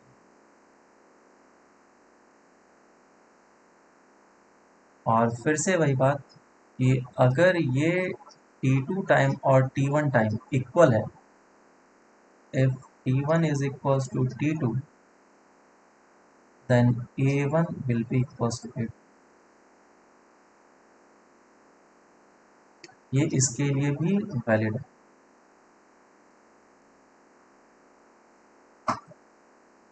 समझ में आया क्या, और ऐसा क्यों हो पा रहा है, तुम्हें देख के पता चल रहा हो कि यहाँ की अगर मैं वेलोसिटी की बात करूँ V1 और V2 की, तो ज़्यादा कौन सी होगी, V1 ज़्यादा होगा या V2 ज़्यादा होगा, V2 ज़्यादा होगा, क्योंकि ये हाँ काफ़ी ज़्यादा पास में है ना। तो ये शुक करके रिवॉल्यूशन कर लेगा, बहुत ही जल्दी रिवॉल्यूशन करेगा, क्योंकि यहाँ पे वेलोसिटी ज़्यादा होगा। जब बहुत ज़्यादा दूर होगा तो धीरे धीरे करके रिवॉल्यूशन करेगा। मेरी बात क्लियर है क्या। तो एरिया को टाइम से डिवाइड कर लिया गया, A1/T1 और A2/T2, बोला ये दोनों चीज़ तो इक्वल ही है। किसी भी इंस्टेंट ऑफ टाइम पे लो तुम A1/T1 इक्वल ही मिलेगा। तो इसीलिए बोल दिया गया कि डेट एरियल वेलोसिटी जो होगा वो कांस्टेंट होगा, और इस तरीके से एरियल वेलोसिटी को डिफाइन किया गया। क्या है areal velocity, rate at which area is swapped.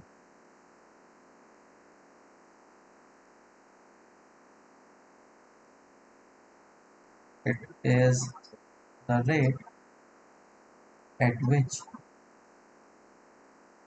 area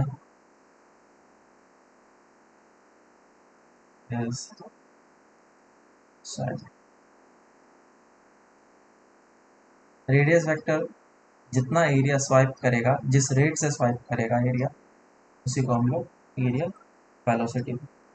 और फिर यही नहीं, उन्होंने ये भी बताया कि एरियल जो वेलोसिटी होता है dA/dt वो कांस्टेंट तो होता है, साथ ही साथ उसका मैग्नीट्यूड जो होता है वो L/2m होता है।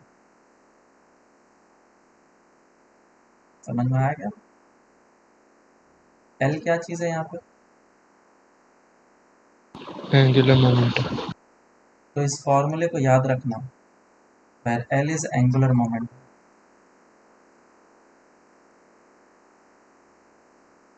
और m क्या चीज़ है, मास किसका, प्लेनेट का, एक प्लेनेट का मास है। ठीक है, अब इसको हम लोग डिराइव करते हैं कि ये आया कैसे। dA/dt is equals to L divided by, derive कर, तो ये सन है और ये इलेक्ट्रिकल पाथ में प्लेनेट रोटेशन कर रहा है।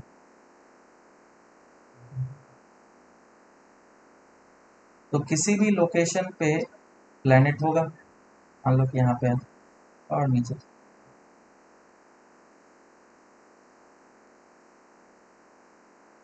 ऐसा नहीं,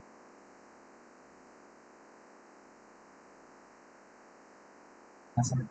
यहाँ पे प्लैनेट है, इस प्लैनेट की वेलोसिटी जो होगी वो इस डायरेक्शन में होगी। कितनी velocity? Let's say its velocity is v। और छोटे से टाइम के लिए हम लोग देख रहे हैं, तो let's say for small amount of time, बड़ा हो गया स्मॉल अमाउंट और छोटा करते हैं, ये रहा। Let's say for small amount of time dt, इसने कुछ डिस्प्लेसमेंट किया, और अगर dt काफ़ी ज़्यादा छोटा है तो मैं इसको स्ट्रेट लाइन की तरह ट्रीट कर सकता हूँ, है ना। तो मुझे एक ट्रायंगल बनता हुआ दिख रहा है, और ये होगा छोटा सा डिस्प्लेसमेंट, और वो छोटा सा डिस्प्लेसमेंट होगा कितना, मैं उस जगह के लिए वेलोसिटी कांस्टेंट बोल सकता हूँ, that will be v dt। सही है क्या? और ये डिस्टेंस कितना है, r, this distance is r। मैंने एक परपेंडिकुलर ड्रॉप किया यहाँ से, और कुछ एंगल होगा, तो ये एंगल है थीटा। अब देखो एरिया ऑफ ट्रायंगल कितना होगा ABC,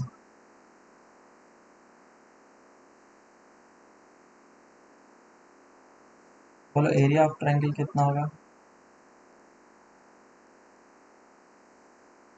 VR dt/2।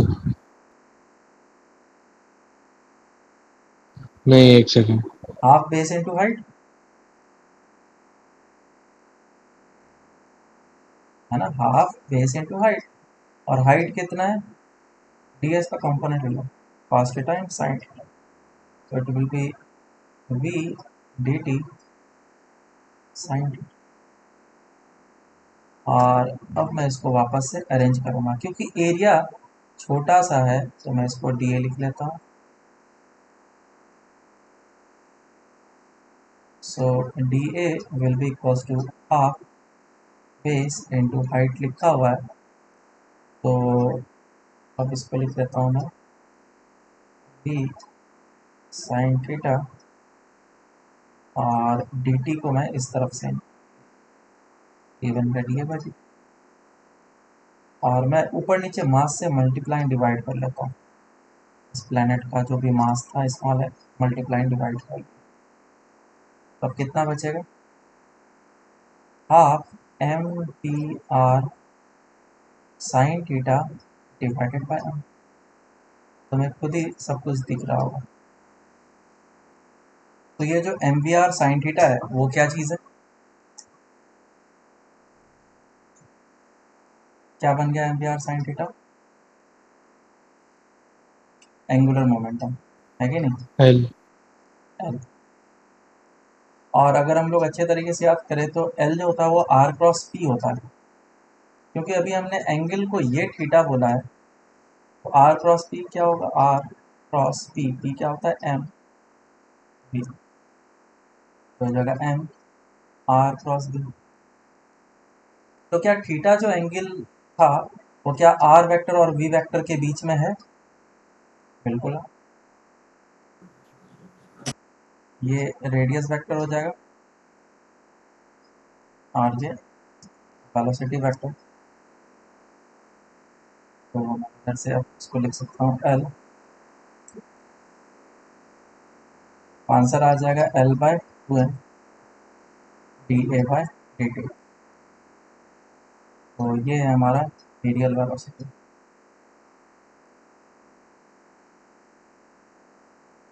समझ में आएगा?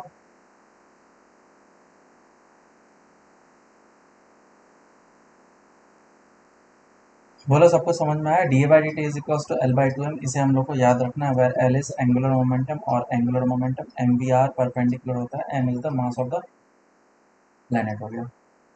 अब इस पे बेस्ड कुछ क्वेश्चंस वगैरह हम लोग बाद में करेंगे, बस इस फॉर्मूले को याद रखना इंपॉर्टेंट है। थर्ड लॉ देखते हैं। थर्ड लॉ में ये बोला गया कि कोई भी जो प्लेनेट है या तो वो सर्कुलर मोशन करेगा सन के चारों ओर, या फिर वो इलेप्टिकल मोशन करेगा, ठीक है। अगर से वो सर्कुलर मोशन कर रहा है, अगर वो सर्कुलर मोशन कर रहा है प्लेनेट, तो उसका जो टाइम पीरियड का स्क्वायर होगा that will be directly proportional to the R cube. क्या हम लोगों ने ये चीज़ निकाल रखा है? हाँ सर। ये चीज हम लोगों ने निकाल रखा है। लेकिन इलिप्टिकल मोशन होगा तो क्या होगा? सन है और ये इलिप्टिकल मोशन हो रहा है, तो टाइम पीरियड अभी भी T square directly proportional to A cube होगा। ए क्या चीज है? Semi major axis, semi minor axis, पता है क्या?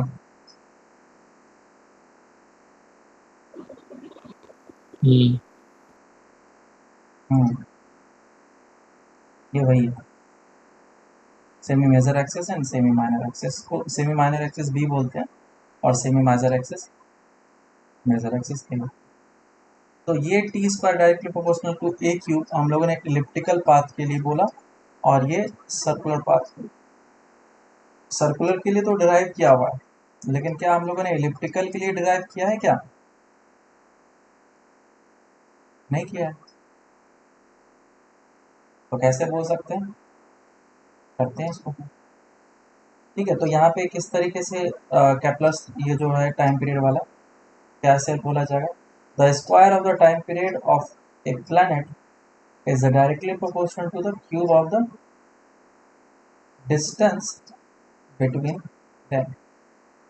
जो भी इन दोनों के बीच का डिस्टेंस होगा, जैसे ये आर है, ये आर क्यूब। तो ये टोटल 3 लॉज हैं जो कि दिया गया था। एक क्वेश्चन करते हैं और क्वेश्चन सर जरा करके ऊपर दिखाओ ना। हम लोग समझते हैं। हो गया सर। और ये काफ़ी बढ़िया क्वेश्चन है। इस क्वेश्चन को तुम लोग मुझे लेट्स से एक प्लैनेट है जो कि सर्कुलर मोशन कर रहा था, सर्कुलर मोशन नहीं कर रहा है, सन के अबाउट रिवॉल्यूशन कर रहा है, keeping sun at one of its focus. और इस जगह पे प्लैनेट, और प्लैनेट जिस पाथ में रिवॉल्यूशन कर रहा है उसका इक्वेशन दिया गया is X square upon A square plus Y square upon B square is equal to 1। Ellipse का फॉर्मूला पता है ना तुम लोग? अगर ये इलिप्स है, ये एक्स एक्सिस है और ये वाई एक्सिस है, तो इलिप्स का इक्वेशन क्या होता है? ये होता है X square upon A square plus Y square upon B square is equal to 1। और इसमें एक स्पेशल केस है कि if A is equal to B is equal to R हो जाए, तो ए के जगह पे आर पुट कर लो, is equal to 1। X square plus Y square is equal to क्या हो जाएगा? R square. So circle is the special case of ellipse. आया ना? तो अगर ये प्लैनेट इस तरीके से रिवॉल्यूशन करेगा तो तुम्हें पूछा है कि बताओ इसका टाइम पीरियड कितना होगा। Find the time period of the revolution of.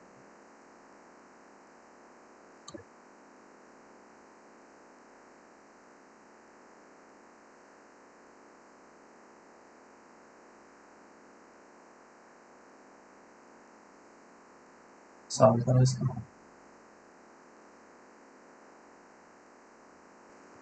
देखो इसको सॉल्व करते हैं हम लोग। क्वेश्चन किस तरीके से करना पड़ेगा। अभी हम लोगों ने एक फॉर्मूला देखा जिसमें कि एरियल वेलोसिटी को हम लोगों ने क्या बोला था? कांस्टेंट। एरियल वेलोसिटी कितना था? D A by D T is equal to L divided by 2m था।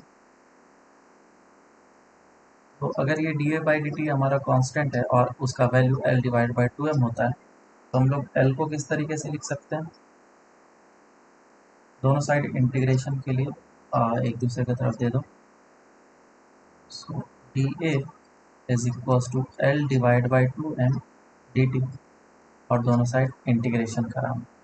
कहाँ से कहाँ तक इंटीग्रेशन जाएगा?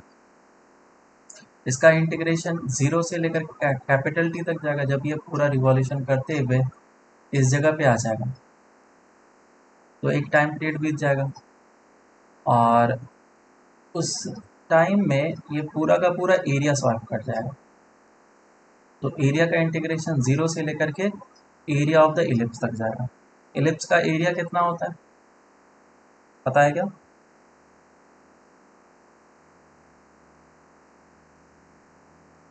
इलिप्स का एरिया होता है पाई ए बी, याद रखना। सर्कल का एरिया कितना होता है? पाई आर स्क्वायर, और इलिप्स का एरिया पाई ए बी। अगर ए और बी को इक्वल कर लो तो सर्कल का एरिया निकल। सो यहाँ पे आ जाएगा pi a b is equals to l divide by 2m into capital t. तो इधर से टाइम पीरियड कितना निकल के आ गया?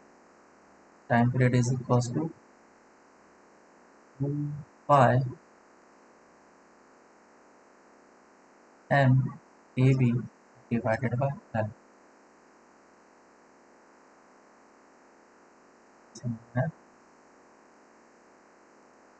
और वापस से इसको हम लोग थोड़ा सा चेंज करके लिख सकते हैं। एल का value M V R perpendicular, ये सारे चीज़ चाहे तो करके हम लोग लिख सकते हैं। तो यहाँ पे ए और बी का भी वैल्यू हम लोग पुट करके लिख सकते हैं इसेंट्रिसिटी का।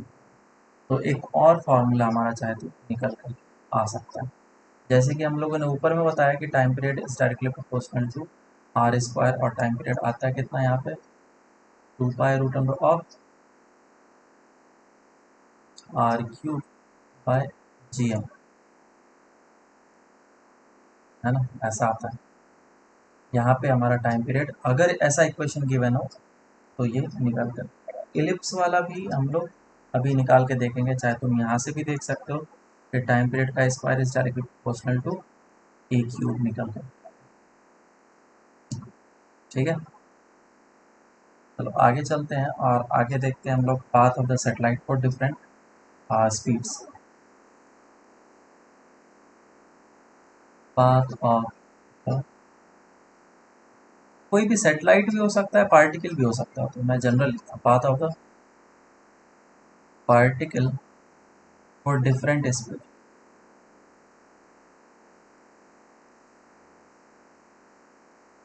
मतलब मान लो कि मैं अर्थ सरफेस के थोड़ा हाइट पे चला गया, अर्थ सरफेस के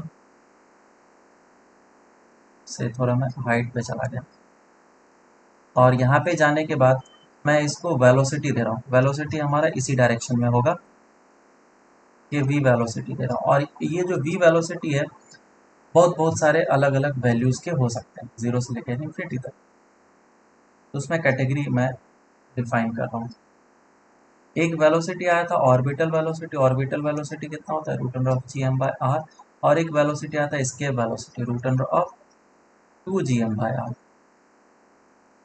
तो 0 इधर आ गया और इन्फिनिटी आ गया, मतलब कि अब जो वैल्यूज़ है मेरे इसके रेंज में हो सकता है, या फिर इसके रेंज में हो सकता है, या फिर इसके रेंज में हो सकता है ना। तो अलग अलग वैल्यूज़ से मैं इस v वेलोसिटी को दे सकता हूँ। तो वही चीज़ बोला गया कि लेट से पहला जो केस है इसमें वेलोसिटी बिल्कुल ज़ीरो है, और वेलोसिटी अगर ज़ीरो रहेगा तो कैसा पाथ होगा? स्ट्रेट लाइन, बिल्कुल वर्टिकली डाउनवर्ड गिर जाएगा अर्थ के चार अर्थ पे। तो motion will be straight line. दूसरा कि अगर हमारी वेलोसिटी 0 से ज़्यादा है लेकिन ऑर्बिटल स्पीड से कम है तो फिर कैसा होगा? धीरे धीरे करके लाइक स्पाइरल शेप में अर्थ की तरफ आ है ना, जाएगा। इलिप्टिकल पाथ होगा, ऐसे ऐसे ऐसे करके नीचे आ सकता है, या फिर ऐसे करके आगे जा सकता है, होगा लेकिन इलिप्टिकल पाथ। कैसा पाथ हो गया? Elliptical path.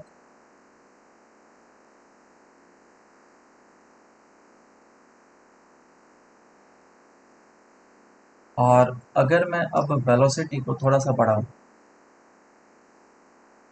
तीसरा कि वेलोसिटी मैंने ऑर्बिटल स्पीड के बराबर रखा है, तो ये तो हमें अच्छे से पता है ये क्या होता है, सर्कुलर मोशन। अब सोचो ऑर्बिटल स्पीड से ज़्यादा किया,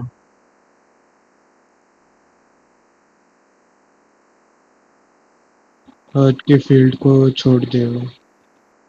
लेकिन इतना भी नहीं दिया है कि वो एस्केप वेलोसिटी के बराबर हो। एच हाइट दूर से जाते जाएगा। ऊपर से फेंका था वी नॉट से, तो वो बिल्कुल सर्कुलर मोशन करेगा ऐसा। फोर्थ वाला देखते हैं कि वेलोसिटी जो है वो वी नॉट से तो ज़्यादा है लेकिन एस्केप वेलोसिटी से कम है, तो जो पाथ होगा वो भी इलिप्टिकल होगा, इलिप्टिकल पाथ। और इलिप्टिकल पाथ कैसा होगा कि जो अर्थ है उसके सरफेस से थोड़ा हाइट पे जाकर के मैंने वी वेलोसिटी दिया जो कि वी नॉट से ज़्यादा है, तो इस बार ये ज़्यादा दूर जाने की कोशिश करेगा। सर्कुलर मोशन के केस में वी नॉट चाहिए था, इसका मतलब ये अब ज़्यादा दूर जाएगा, तो इलिप्टिकल होगा लेकिन फोकस यहाँ पे होगा। और इस वाले केस में इलिप्टिकल तो था लेकिन फोकस किसको कहाँ पे रख रहा था, इस जगह पे रख रहा था। क्लियर है क्या? और लास्ट केस एस्केप वेलोसिटी, नहीं दो केस और हो जाएंगे कि एस्केप वेलोसिटी के बराबर दो, velocity is equals to escape velocity. इस केस में क्या होगा, इस केस में पैराबोलिक पाथ होगा।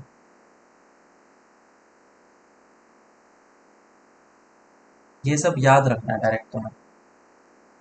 पाथ कैसा होगा, पैराबोलिक पाथ होगा। मैंने एस्केप वेलोसिटी के बराबर वेलोसिटी दिया यहाँ पे, तो ये ऐसा पैराबोलिक पाथ से होते हुए इन्फिनिटी पे पहुंच जाएगा। और लास्ट केस कि अगर मैंने वेलोसिटी एस्केप वेलोसिटी से भी ज़्यादा दिया है ना, somewhat escape velocity to infinity range रहा, तो ये अब जो पाथ फॉलो करेगा वो हाइपरबोलिक पाथ होगा।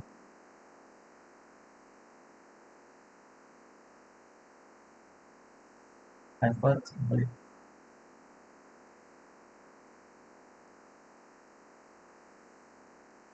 द वेलोसिटी मैंने बहुत ज़्यादा दिया है ऐसा करके। तो इन सभी पाथ को तुम्हें याद रखना है। ऊपर से काफ़ी आसान है पाथ को याद रखना। पहला स्ट्रेट लाइन, दूसरा इलिप्टिकल, तीसरा सर्कुलर, फिर इलिप्टिकल होगा, क्योंकि एक इलिप्टिकल में एक फोकस उधर रहेगा, दूसरे फार्दर पॉइंट पे रहेगा, और एक फोकस नियरेस्ट पॉइंट पे रहेगा। उसके बाद नीचे वाला एक पैराबोलिक होगा, उसके बाद hyperbolic. Next is two star system.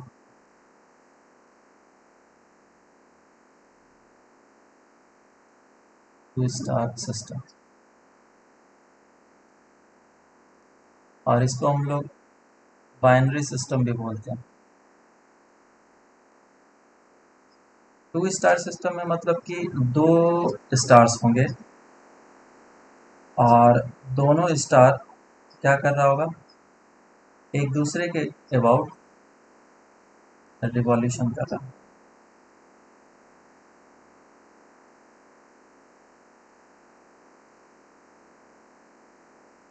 कैसे रिवॉल्यूशन करेंगे,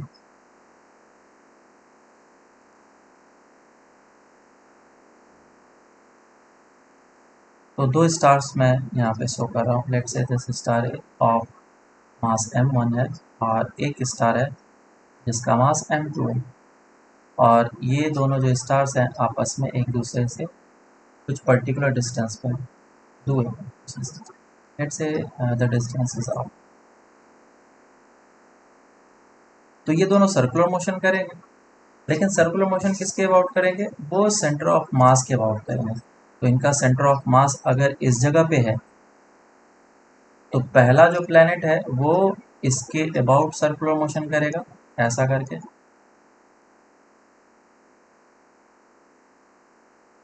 और दूसरा जो प्लेनेट है वो भी सर्कुलर मोशन करेगा इसके अबाउट, सेंटर ऑफ मास के अबाउट। दोनों सेंटर ऑफ मास के अबाउट करेगा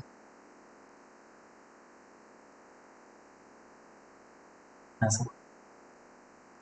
और कुछ इस तरीके से सर्कुलर मोशन करेगा कि इसका सिस्टम का सेंटर ऑफ मास जो है वो कहीं ना मूव करे। ऐसा नहीं कि वो मूव करने लग गया, फिर तो गड़बड़ हो जाएगा। एक्सटर्नल फोर्स लग नहीं रहा है सिस्टम को, है ना। ये मास है और ये मास है। मैं यहाँ पे दिखा देता हूँ। लेट से इस जगह पे सेंटर ऑफ मास है, तो ये ऐसे करके सर्कुलर मोशन करेगा और ये ऐसा सर्कुलर मोशन करेगा सेंटर ऑफ मास के अबाउट। दोनों सेंटर ऑफ मास के अबाउट करेगा, ये इस डायरेक्शन में और ये इस डायरेक्शन में। और सेंटर ऑफ मास को अगर उसकी जगह पे रखना है तो जितना एंगल ये रोटेट किया उतना ही एंगल इसको भी रोटेट करना पड़ेगा, दूसरे प्लेनेट को भी। क्या दोनों प्लेनेट का टाइम पीरियड सेम होगा या डिफरेंट होगा? सेम होगा। सेम होना चाहिए। क्या दोनों प्लेनेट का टाइम पीरियड से टाइम पीरियड ओमेगा सेम होगा या डिफरेंट होगा? सेम होगा। सेम होगा। टाइम पीरियड सेम बोल दिया तो ओमेगा भी सेम होगा ना। और जनरली हम लोग इस तरीके से देखते हैं कि जैसे ही जितने टाइम में ये प्लेनेट इस डायरेक्शन में मोशन करेगा उतने ही टाइम में इसको इस जगह पे पहुंचना पड़ेगा, नहीं तो सेंटर ऑफ मास इस जगह पे नहीं रहेगा।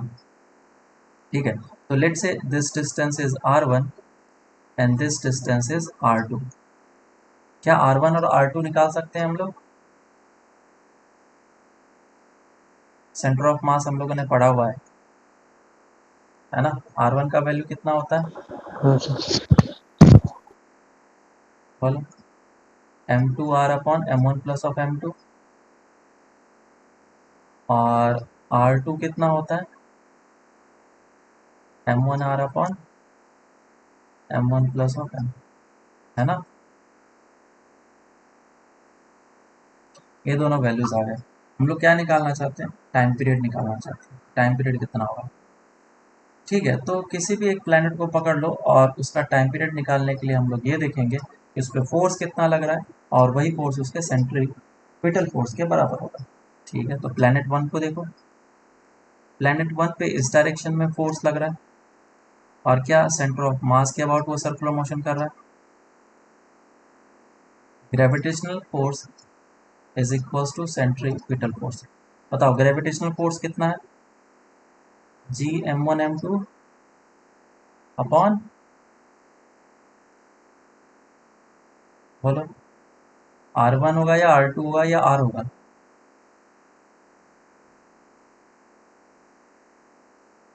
Are.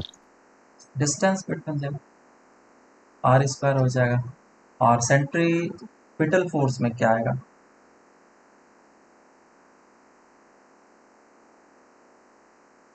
Hmm,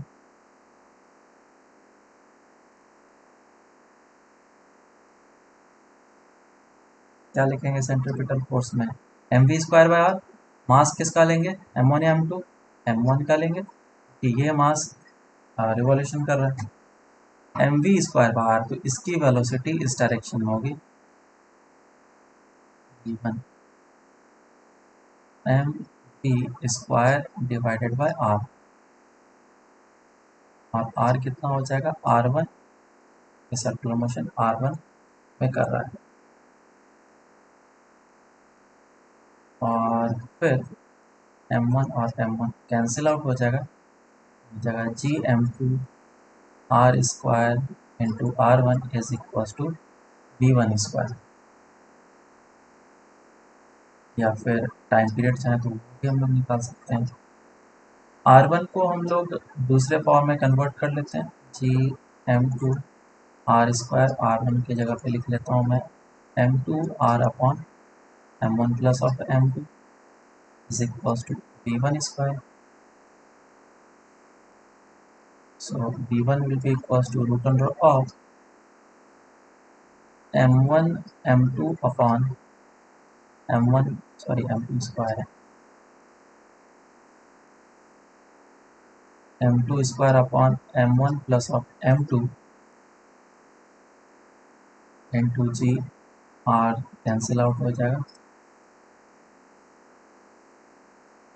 g divided by r। ये आ जाएगा आंसर। उसी तरीके से V2 कितना आ जाएगा, अगर V2 को हम लोग निकालते हैं, V2 आ जाएगा root under of G m1 square upon m1 plus of m2 into R plus of. तो ओमेगा कितना निकलेगा, टाइम पीरियड कितना होगा, formula that is 2 pi r1 divided by v1।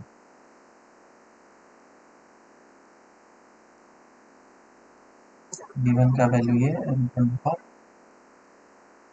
m2 square divided by m1 plus of m2 into r। और r1 को मैं root के अंदर कर लेता हूँ,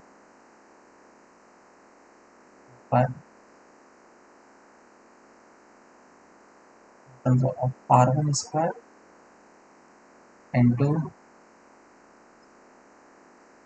ऊपर चला जाएगा m1 plus m2 into r divided by G m2 square. और r1 स्क्वायर जो है कर लेता हूँ, दैट इज r1 कितना आया था m2 r अपन m1 प्लस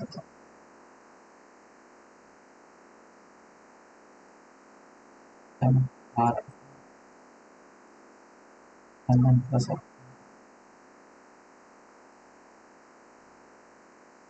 इसमें स्क्वायर है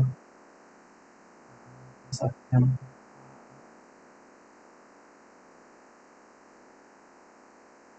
जी m स्क्वायर।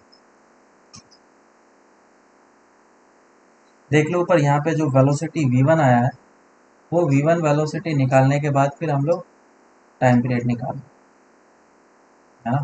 तो यहाँ पे जब r1 लिखा था यहाँ पे इस जगह पे, तो उस समय उसको r1 में ही रहने देना चाहिए था, ताकि हमारे लिए इतना कैलकुलेशन नहीं होता टाइम पीरियड अगर निकालना है। लेकिन वेलोसिटी निकालना है तो या फिर r1 का वैल्यू पुट करना था। तो ये चीज़ हमारा रूट अंडर में है। और यहाँ पे अब हम लोग इसको कैंसिल आउट कर लेते हैं, 2 पाई तो रूट अंडर ऑफ, एक तो कैंसिल आउट होगा इससे और एक m2 इसके साथ कैंसिल आउट होगा, m2 स्क्वायर है ना।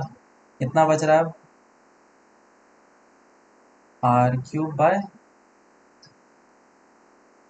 चलो कितना आ गया जी जी m1 plus m2। m1 plus ये है हमारा टाइम।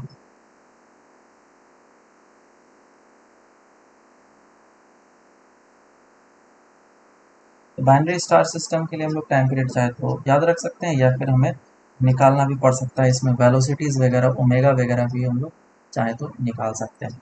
ओमेगा कितना आ जाएगा, omega will be equals to pi by T, और ये काम भी हम लोग कर सकते हैं।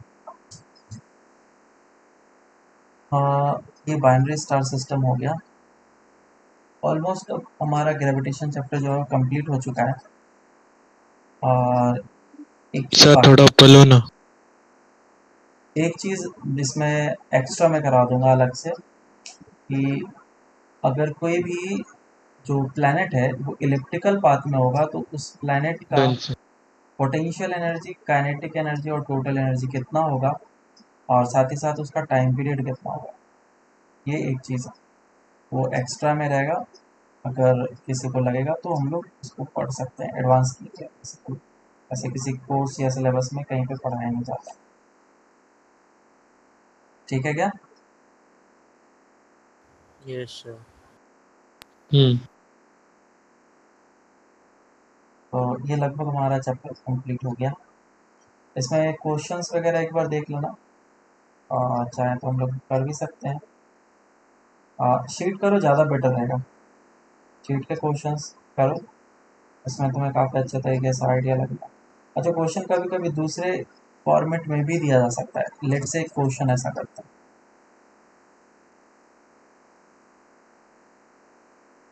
कि एक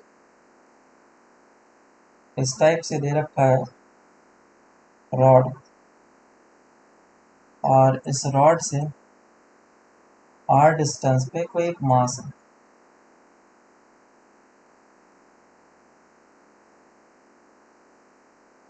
लेंथ है, टोटल लेंथ है l, और आधा लेंथ, हाफ लेंथ कितना है l/2,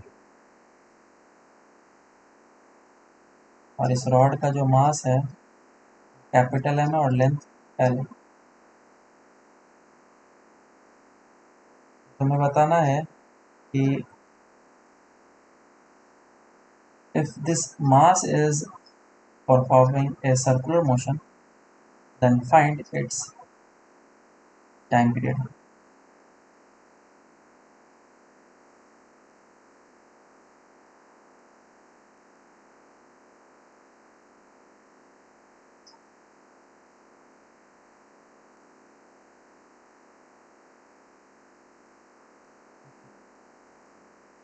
ऐसा क्वेश्चन दे रहा है।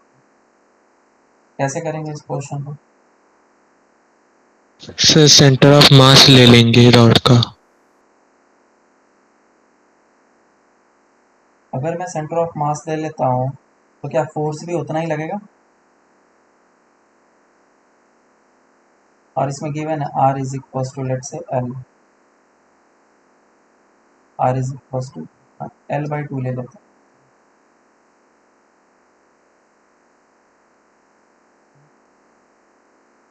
क्या मैं रॉड को अगर एक पॉइंट मास बना दूं तो इस सिस्टम के लिए और इस सिस्टम के लिए इस पे लगने वाला फोर्स क्या सेम होगा या डिफरेंट होगा? वो मुझे बता। डिफरेंट होगा, that will not be same, है ना? क्या करें? Yes sir. क्या करें फिर? सर डिफरेंट क्यों होगा? क्योंकि यहाँ पे लगने वाला रहने वाला जो मास है उसके साथ इसका अलग डिस्टेंस है, और तुमने इस मास को शिफ्ट कर दिया सेंटर पे, तो डिस्टेंस ही चेंज कर दिया ना। हाँ क्या करें फिर?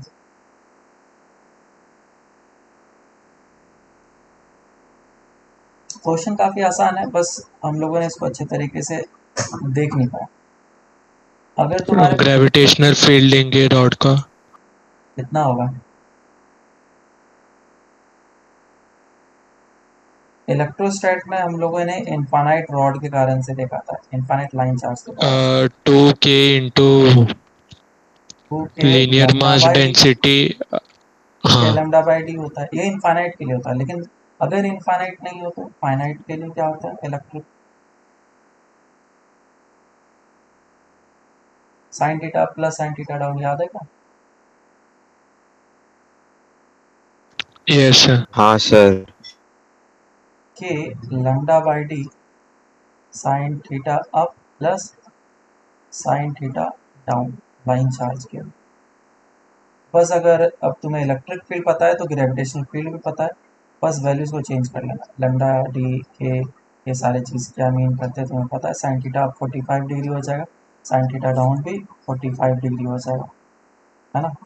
ये डिस्टेंस l/2 है, ये भी l/2 है, तो ये 45 डिग्री और ये भी 45 डिग्री। तो इधर तुम्हें फोर्स पता चल गया, और फोर्स पता चल गया तो उसको mv²/r से डिवाइड करो, आया ना? कर सकते हैं ना? तो ये सिंपल सिंपल हाँ सा सर। क्वेश्चन है। हाँ सर। बाइनरी स्टार सिस्टम में और भी ज़्यादा दिए जा सकते हैं। बोल दिया जाएगा 3 स्टार्स है, 1 2 और 3, और ये इक्विलेटरल ट्रायंगल फॉर्म कर रहा है, और फिर ये सर्कुलर मोशन करेगा। तो क्या अब हम लोग निकाल सकते हैं इसकी टाइम पीरियड कितना होगा? इन सभी स्टार्स के टाइम पीरियड क्या होंगे, निकाला जा सकता है क्या? हाँ सर। कैसे निकालेंगे हम लोग टाइम पीरियड? सर वो इफेक्टिव फोर्स देखेंगे वो दो हाँ। मास की वजह से एक मास पे। एक इधर लग रहा होगा फोर्स, एक इस तरफ लग रहा होगा, तो this will be the direction of net force. और ये नेट फोर्स कितना हो जाएगा, G M square divided by distance, तो ए स्क्वायर है और √3 टाइम्स हो जाएगा, क्योंकि दो फोर्सेस इक्वल इन मैग्नीट्यूड है जो कि 60 डिग्री के एंगल पे लग रहा है। रिजल्टेंट रूट होता है ना, will be equals to M B square by R, which will be equals to M B square divided by R. और ये इसका जो रेडियस होगा वो तुम ट्रायंगल से प्रॉपर्टी यूज करके निकाल सकते हो, सेंट्रोइड। इधर से तुम्हारे पास वेलोसिटी आ गया, वेलोसिटी निकल के आ गया तो टाइम पीरियड निकालो, it is 2 pi R divided by, समझ में आएगा। हाँ सर। इसमें एंगुलर मोमेंटम का भी काम दे सकता है, कोई बड़ी चीज़ नहीं है। बाइनरी स्टार सिस्टम में भी एंगुलर मोमेंटम निकालने के लिए बोला जा सकता है। तो ऐसे ऐसे क्वेश्चंस आ सकते हैं इसमें। ठीक है, फिर बाकी हम लोग अब नेक्स्ट क्लास से स्टार्ट करेंगे, और नेक्स्ट क्लास में होमवर्क हम लोग डिस्कस करेंगे। एक्सरसाइज 1 तो कंप्लीट होगा ग्रेविटेशन का, सबसे पहले इसी को डिस्कस करेंगे हम लोग, तो ये करके लेके सर आना। कल ही है लेकिन। हाँ, तो कल ही में हम लोग डिस्कस करेंगे सिर्फ एक्सरसाइज 1 ग्रेविटेशन का, ठीक है क्या। सेक्शन ए तो डिस्कस कर ही लिया, 2 सेक्शन आई थिंक और। चलो ठीक है।